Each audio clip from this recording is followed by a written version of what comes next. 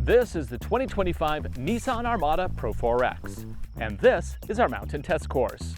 Can Nissan's adventure-ready three-row family SUV make it to the top? We're going to find out right now on Driving Sports TV. This episode of Driving Sports TV is brought to you by Onyx Off-Road. Click the link below to save 20% off your new membership using the code DSTV.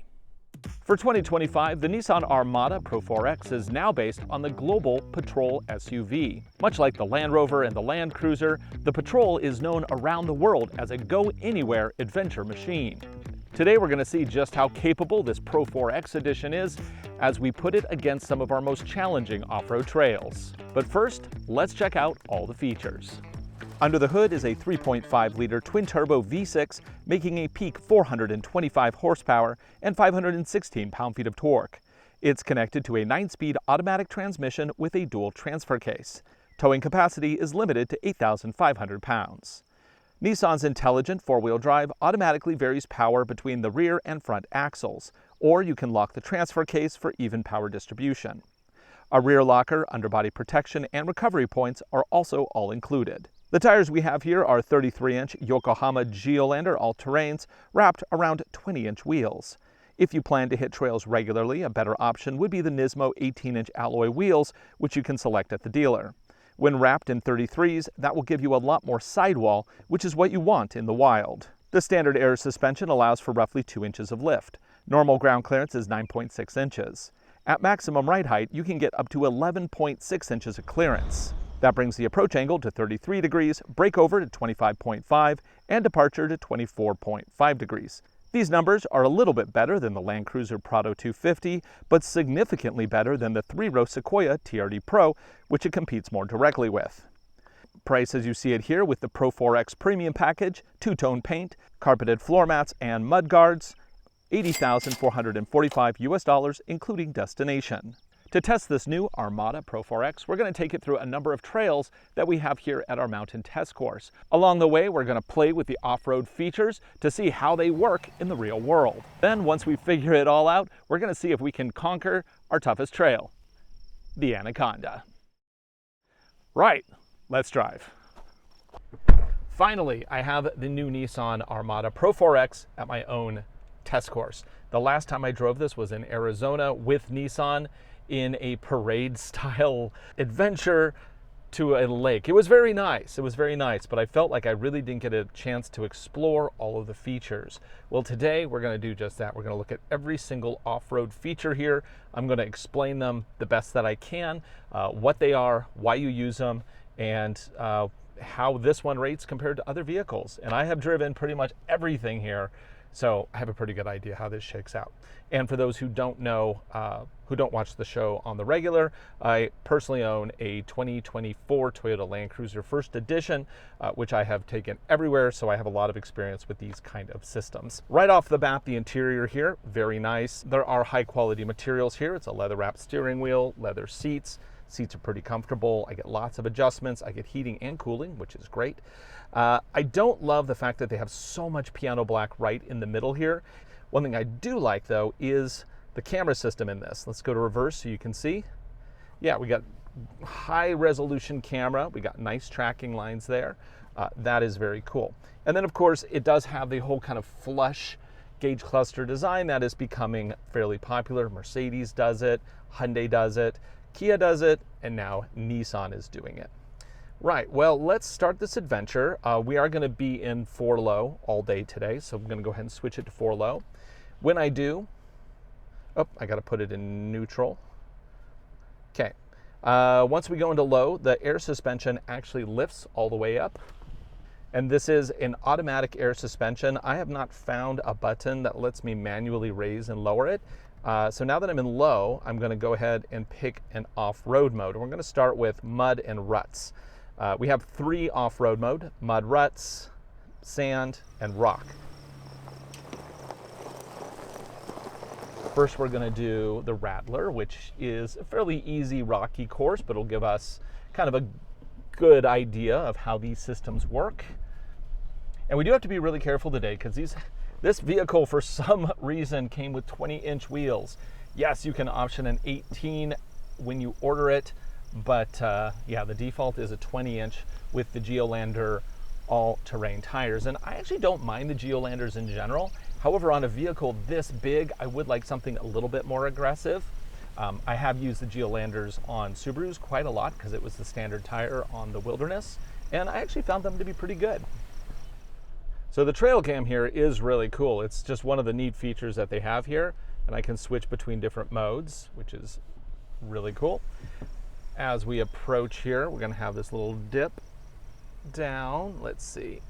Check that clearance. We should be okay at full lift. Now we got parking sensors going off, of course. And down we go. Okay. I don't think this will be a problem at all.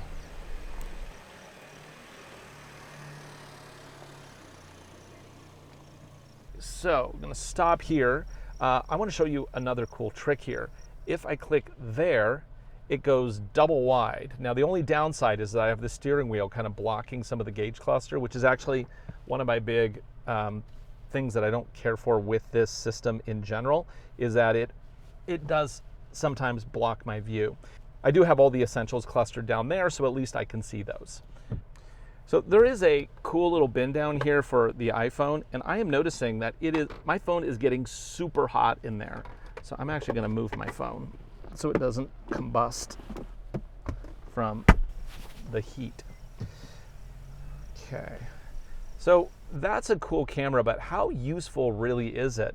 It appears to not update super fast, and I'm actually having trouble figuring out context, like where things are. So I'm actually going to bump that back there. What other views do we have here? I would like to have wheel tracks. That's the one I want right there. Yes. So now I can see my side wheels. I can see front. That is much better. Let's focus on that.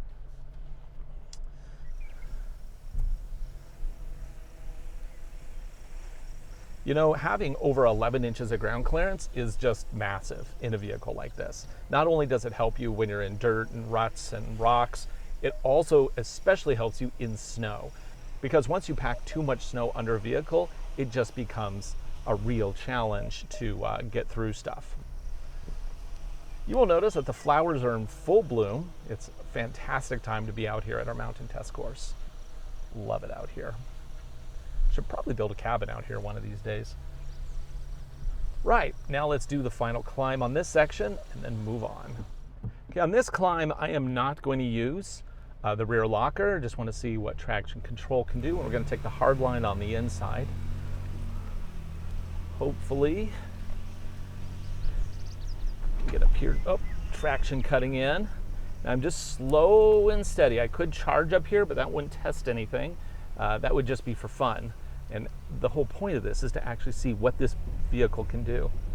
Whoa, big boy getting up. Dude, this thing's awesome. I like it already. The next trail we're going to be on is called Sidewinder. It definitely escalates the difficulty a little bit. The thing that we're going to be looking for on that one is articulation. There's a lot more articulation on that particular trail, as we have ruts right before a little log crossing. Oh, what can we do for turning here? Oh, we're gonna make it, we're gonna make it. Oh, that's so close. But it made it. That's pretty good turning radius for something with a 121-inch wheelbase. Okay, here we go. And I'm gonna go through the ditch again. Boop, no problem. Oop, I can hit OK to disable the next time that sign comes up. We do have maximum height right now on the height control. Now, the main difference between this height control system and, say, what's in the Lexus LX is that the Lexus LX uses hydraulics. They work a little bit faster, and they also will stay fully extended even at top speed, which is pretty cool.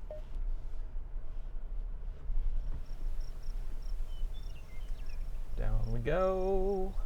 Now this is very complicated when it's wet, but when it's dry, this is actually pretty easy. We'll watch that nose. Any grinding? Okay, there we go. Right, and here we go now.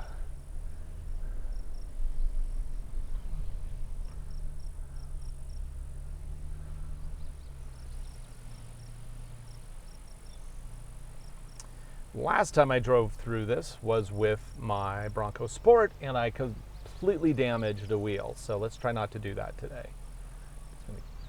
Got some wheel spin, but let's add throttle. Now the way these systems work, oh yeah, air suspension, not great articulation, so it can't put wheels all the way down. But just keeping the throttle in, it works it out and gets us moving forward. Now I'm gonna reset and do that again, and I'm gonna show you what the difference is if we do it with the locker on. So let's go ahead and rewind, reverse.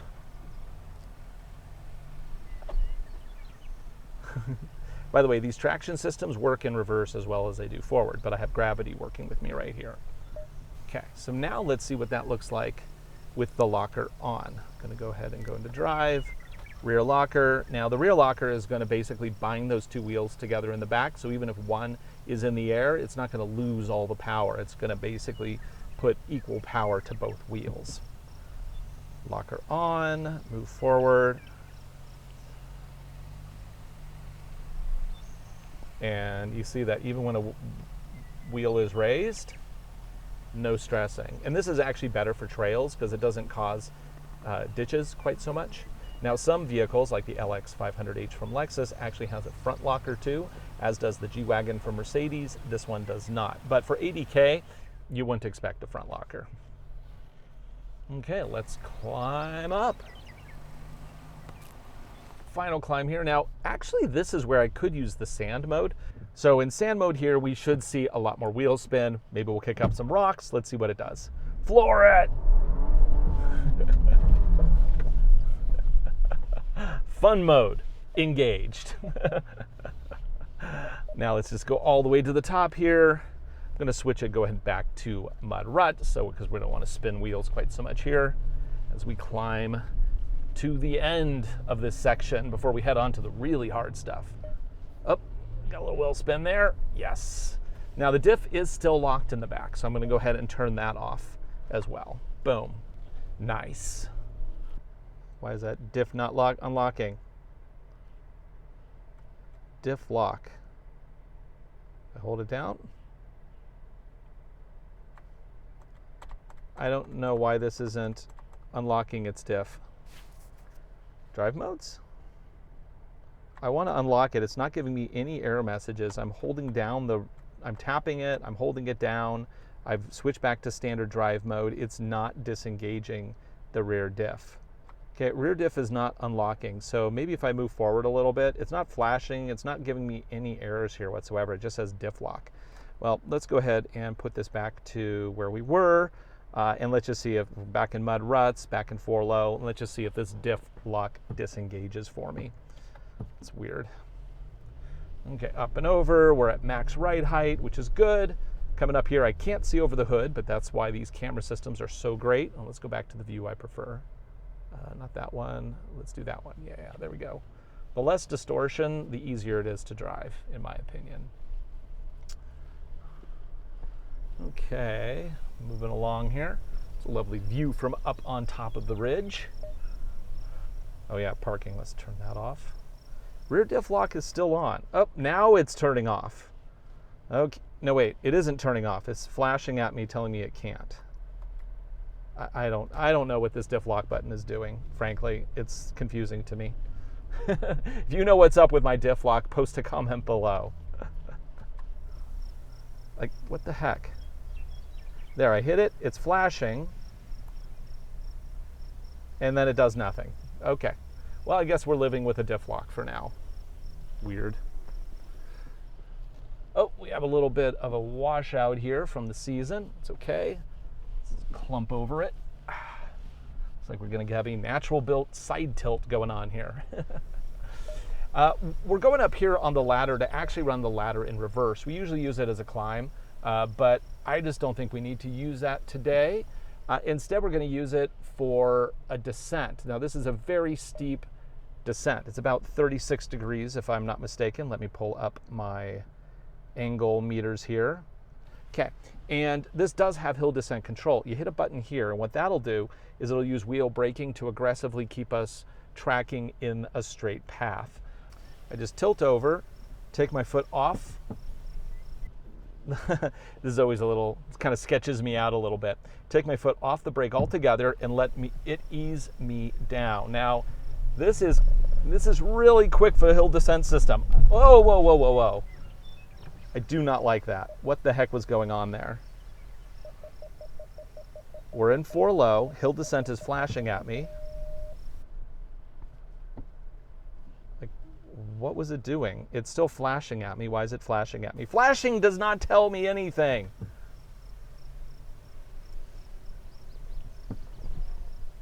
So it's flashing as though it doesn't want to engage, I guess.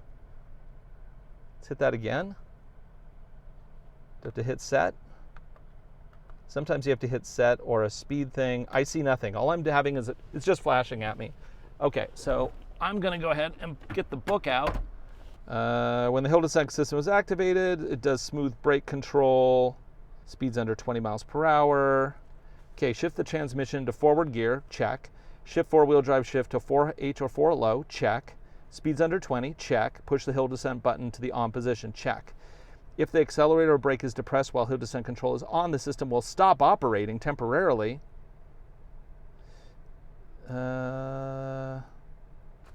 Okay, that's all they say. Basically, I just need to turn it on, and it disables temporarily while my foot's off it.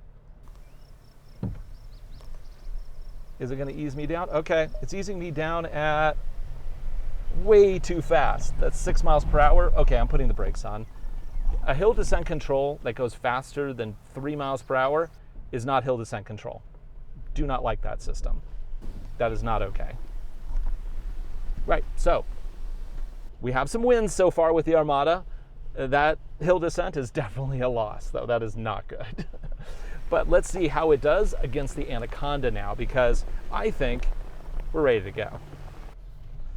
So I'm going to go ahead and get this lined up. Oh boy, this is going to be it's going to be fun. This is going to be a challenge. Now my diff is still locked because it's not unlocking for some reason. At least it says it's locked. And I'm going to do, first I'm actually going to try rock. And the reason I'm going to try rock is because it's the least amount of wheel spin. Because once you start digging into this, that's when it becomes difficult. So I want to see if we can just tiptoe up it first. And then if that doesn't work, then we're going to try the bonsai approach. Okay, just slowly creep up. Can we do it? Now I don't want to cast too many rocks out. So I'm just going to try it really slow. I don't want to fling too many rocks, because if I do, if I fling rocks, they can cause damage. Come on, you got this. It's sorting out the traction. Wow, I actually feel it. We're making progress here. Slow. What? What? Dude, the traction control system on this vehicle is nuts. It is so good. It's right up there with Toyota. I mean, I feel totally confident saying that. That is how you want to go up that. And I've tried that approach with other vehicles, haven't made it yet. So nicely done, Nissan. You get another point. Gonna bust through some flowers. We got a tight corner. And then we're gonna set up for the finale. Come on, you got this, you got this? Yes. Okay, this is where things are going to become a little bit more of a challenge in terms of geometry. So this section of the trail, it's really difficult because we have such deep ditches, but also it's very narrow. There's no place to really go around them. Here we have a deep ditch for the left wheels, and we have one on the right, so we've got a teeter-totter action here. And then we have a deep ditch with a rock helping us get out before we go all the way to the top, hopefully. We're in drive. Apparently we still have our rear diff locked. I don't know if that's ever going to turn off. Let's do it. We're going to go super slow so we don't crunch anything. Okay, so far so good. Listen for crunching on that approach. Oh, it's so close, but we're good. Feel that wheel braking kicking in, doing some work. Now this is usually where we have a problem. Wheel going down, add some throttle. Oop, we're getting a little bit of rotation there. Up and over, So I was showing, it showed up here on the gauge cluster that it was really trying to use a lot of brake vectoring on that front wheel to get us through. But you know, so far, so good. Here's the other part of the ditch. And then we brake over. You know, brake over's been great so far. Like, no problem. For such a big vehicle. I can't believe that we've been able to get through that. That is phenomenal. And it does it so easy too. I mean, my Land Cruiser was rubbing here. It really was. Okay, I'm gonna rub the bump. Nope. You can see the rock right there. I'm just gonna put a wheel right on it. See the rocks right there. And up we go. Nice. Now we just need to do this hard turn. Unfortunately, this doesn't have any form of turn control. We're gonna have to manually go over here. It is a little bit like maneuvering the Nimitz. That is an aircraft carrier, for those of you who do not know. Okay, up we go. Let's not punch the nose in on the dirt berm. Okay, now we're going to continue up. I have no idea if it's going to make it. Go drive. We're still in rock mode, which is minimizing wheel spin. We don't want to dig down into the stuff because that's when you start to have problems. And wow, we are steep here. This is 23, 24 degrees, 25, about 25 degree incline right there. Let's listen for the rub. Now this does not have rock sliders. In fact, it has something much, much worse. It has steps. The biggest problem with steps is when you do land on them, they will break. So let's not do that. Front wheel is slipping. Come on, we're gonna get this. Oh. Give it a little bump. And drive. There we go. And I'm trying to do this, not only getting up, but also not breaking anything or scratching anything. Because Nissan was nice enough to loan us this. Oh, there's a rock. Let's not break anything, shall we? Got up there, great. We have this little bump here. Notice how the trail's getting narrower? It's getting narrower. Watch that scratch on the left. Come on, you got this. Got a lot of wheel slipping on the front. This is actually where a front locker would be really useful. Right, okay, final climb.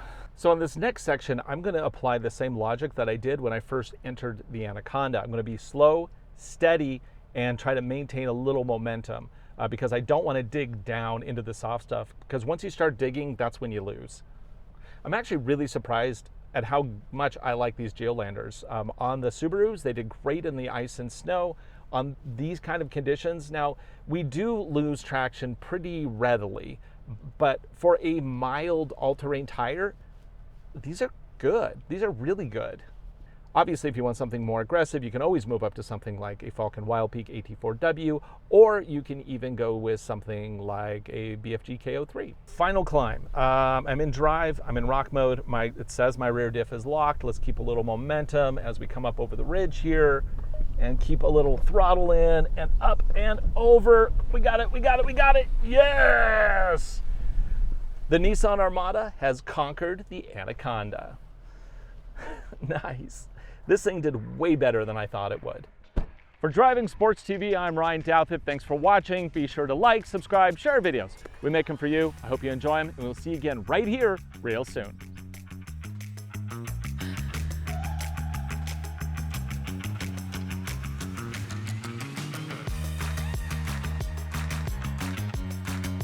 This diff still has not unlocked yet. Oh, it just unlocked after I just hit it multiple times. I mean, I want to like the Armada, but little things like that are a little concerning. And by all means, if you think I'm just hitting that button wrong, tell me, post a comment below. Let's talk about it, because it's kind of weird that it really refused to unlock that rear diff. And then all of a sudden, boom, it went ahead and unlocked it when I hit the button. I don't get that at all.